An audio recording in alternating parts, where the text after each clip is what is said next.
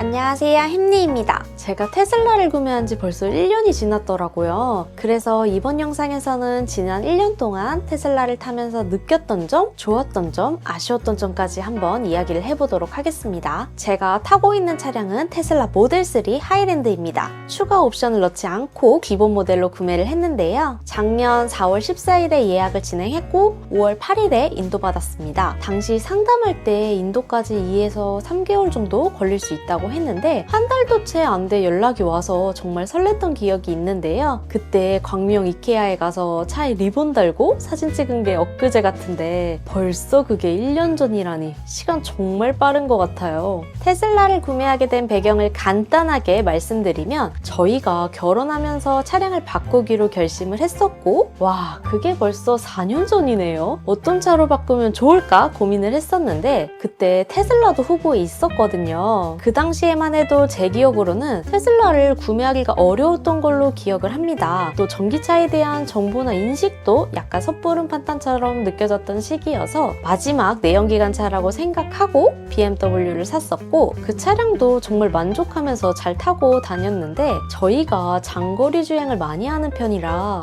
이전에 타던 차량에는 어댑티브 크루즈 컨트롤 같은 기능이 없어서 장거리 운전할 때 옵션이 좋은 차량으로 바꿔야겠다 생각을 하고 있을 무렵 테슬라 모델 3 하이랜드가 출시됐고 디자인도 마음에 들고 옵션이나 상품성도 좋아졌다는 리뷰가 많더라고요. 무엇보다 저희가 장거리 운전을 자주 하는 입장에서 오토파일럿 기능이 있다는 게 정말 매력적으로 다가왔고 이것저것 찾아보다가 결국 첫 전기차로 테슬라를 선택하게 됐습니다. 당시에는 화이트가 기본 컬러여서 별도로 추가금 없이 화이트로 선택을 했고 시트 색상은 정말 고민을 많이 했는데요. 확실히 화이트 시트가 실내가 더 깔끔해 보이고 예뻤는데 오염이나 이용 걱정을 안 할 수가 없더라고요. 또 화이트 시트는 추가금이 있었기 때문에 고민하다가 걱정 없이 편하게 탈 수 있는 블랙 시트로 결정을 했는데 1년이 지난 지금 다시 생각해봐도 블랙으로 하길 잘했다는 생각을 했습니다. 1년 동안 테슬라를 타면서 가장 만족했던 기능은 오토파일럿 기능입니다. 처음에는 이거 진짜 믿어도 될까? 약간 불안하기도 했는데 막상 써보니까 차간 거리도 잘 맞춰주고 차종도 안정적으로 유지를 해줘서 믿음이 가더라고요. 특히 고속도로나 장거리 주행을 할 때 피로도가 확실히 줄었습니다. 명절이나 연휴 때 고속도로에서 장거리 운전해 보신 분들은 아실 텐데 페달 밟고 브레이크 밟고 차선 계속 신경 써야 하고 이게 은근 피곤하잖아요. 근데 오파 덕분에 확실히 장거리 운전이 훨씬 편해졌습니다. 또 오토파일럿 기능에 놀랐던 적이 있는데 악천후나 밤처럼 시야 확보가 어려운 상황에서도 잘 작동하더라고요. 이건 이전에 쇼츠로 올린 적도 있었는데 앞이 거의 안 보일 정도로 비가 쏟아지는 상황이었거든요. 설마 이런 상황에서도 오토파일럿이 작동할까 싶었는데 차선이 잘 안 보일 정도로 악천후인데도 차량과 차선을 정확하게 인식하고 코너도 안정적으로 주행을 하는 거예요. 그때 와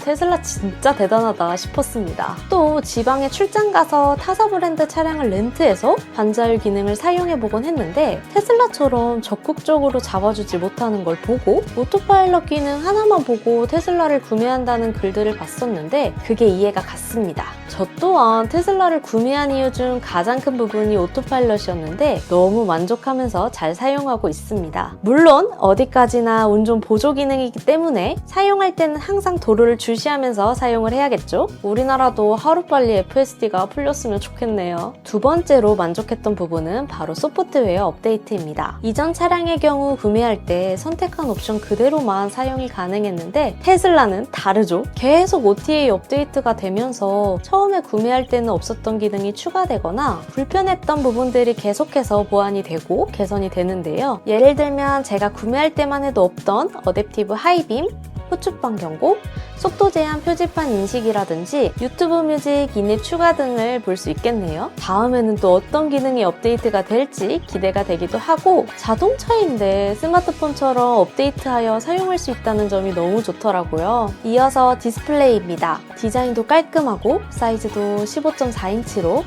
딱 좋죠. 처음에는 이 디스플레이 하나로 기어 변경부터 공조기, 내비, 차량 설정까지 모든 걸 제어할 수 있다는 게 신기했는데요. 막상 써보니까 금방 익숙해지더라고요. 사람이나 차량, 신호등, 표지판까지 실시간으로 인식해서 디스플레이에 보여줘서 놀랐고, 그 외에도 캠핑 모드, 애견 모드, 그리고 주차 중에 차 안에서 OTT 시청, 게임까지 다양하게 즐길 수 있어서 너무 좋더라고요. 특히 차 밖 가서 캠핑 모드 켜두고 넷플릭스 보면서 간단한 요깃거리 먹으면 진짜 최고!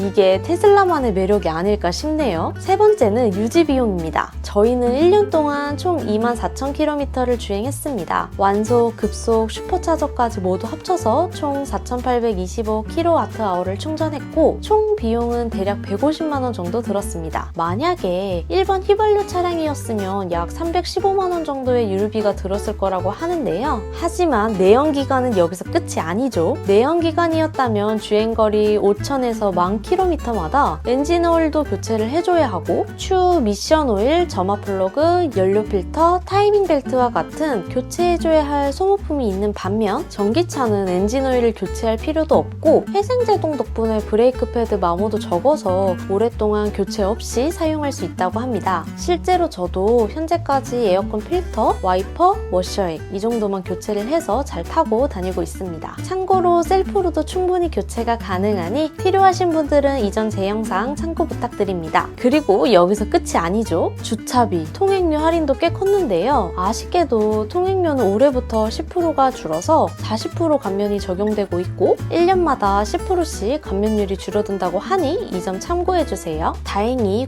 공용주차장에서는 아직까지 50% 감면 혜택을 계속 받을 수 있습니다. 저희가 여행을 자주 다니는 편인데 인천공항 장기주차장에 주차할 때도 50% 할인된 금액으로 결제되니까 이게 꽤 크더라고요. 그리고 제가 이전에 2000cc 차량을 탔을 때는 자동차세만 1년에 약 50만 원 정도 냈던 것 같은데 전기차는 이번에 12만 4,040원을 납부했습니다. 이렇게 차량 유지비까지 생각해보면 확실히 전기차로 바꾸길 잘했다는 생각이 들었습니다. 네 번째, 수납 공간입니다. 모델3가 그렇게 큰 차는 아니긴 한데 내연기관 차량과 달리 엔진이 없다 보니까 이렇게 앞쪽에도 트렁크 수납 공간이 하나 더 있어서 이게 은근히 짐 보관할 때 유용하더라고요. 저희는 차박이나 캠핑 갈 때 트렁크에는 접이식 의자나 침낭 같은 가벼운 짐을 넣고 트렁크에는 테이블이나 텐트, 에어매트처럼 큰 짐을 넣어서 공간을 알차게 활용하고 있습니다. 또 트렁크 하단에 지하실도 있어서 그 안에는 세차용품이나 테슬라 마이크 같은 자잘한 물건들을 보관해두고 있는데요. 깔끔하게 정리도 되고 꺼내기도 편해서 아주 잘 활용하고 있습니다. 이렇게 장점도 많지만 아쉬운 점도 있었는데요. 첫 번째, 센트리 모드 배터리 소모입니다. 저희는 따로 블랙박스를 설치하지 않고 센트리 모드를 켜두고 사용하고 있는데요. 하루에 평균 7에서 8% 정도 배터리가 소모되는 것 같아요. 특히 겨울철에는 지하주차장이 아닌 외부 주차장이나 사람이 많이 지나다니는 곳에 주차할 경우 더 많은 배터리가 소모되었던 것 같습니다. 센트리 모드로 지출되는 충전 비용을 생각하면 하루빨리 개선이 필요하다고 생각이 듭니다. 두 번째, 회생제동 조절 불가능하다는 점입니다. 테슬라는 원페달 드라이빙으로 페달에서 발을 떼면 자연스럽게 속도가 줄어들어 브레이크 페달을 자주 밟을 일이 없는데요. 하나 아쉬운 점은 회생제동의 강도를 조절할 수 없다는 것입니다. 주니퍼부터는 회생제동 조절이 가능하다고 하는데 이 점이 참 부럽습니다. 저 혼자 운전할 때는 적응이 돼서 오히려 원페달 드라이빙이 편하다고 생각하고 있긴 한데 차량에 동승자가 있을 때는 컨트롤을 잘해야겠다는 부담감이 들기는 합니다. 세 번째, 충전입니다. 평상시에는 괜찮은데 갑자기 어딘가로 이동해야 할 때 배터리 잔량이 충분하지 않아서 당황했던 적이 몇 번 있었는데요. 그래서 귀찮아도 배터리가 없을 때는 미리미리 충전을 해둬야 하는 번거로움이 있긴 합니다. 또 장거리 이동할 때는 중간 지점에서 충전 시간까지 생각해서 조금 더 여유 있게 계획을 세워 움직여야 한다는 점도 있습니다. 네 번째, 겨울철 전비 감소입니다. 지난번 영상에서 1년 전비 기록, 충전기 공유드렸었는데 확실히 봄에서 가을 대비 겨울철 전비가 27.5% 정도 감소가 있었습니다. 하지만 실제로 1년간 타보니까 소문보다는 감소율이 적어서 생각보다는 괜찮았는데요. 이건 알고 당해서 그런가? 자, 이렇게 1년 동안 테슬라 모델 3 RWD를 타면서 직접 느꼈던 장점과 단점 등을 정리해봤는데요. 물론 아쉬운 점도 있었지만 만족스러운 점이 훨씬 더 커서 너무 만족하면서 잘 타고 다니고 있습니다. 아마 다음 차도 테슬라를 구매하지 않을까 싶은데요. 전기차를 구매 고민하고 계신다면 테슬라 적극 추천드립니다. 그럼 오늘도 시청해주셔서 감사드리며 구독과 좋아요는 영상 제작에 큰 힘이 됩니다. 그럼 다음 영상에서 또 만나요. 안녕!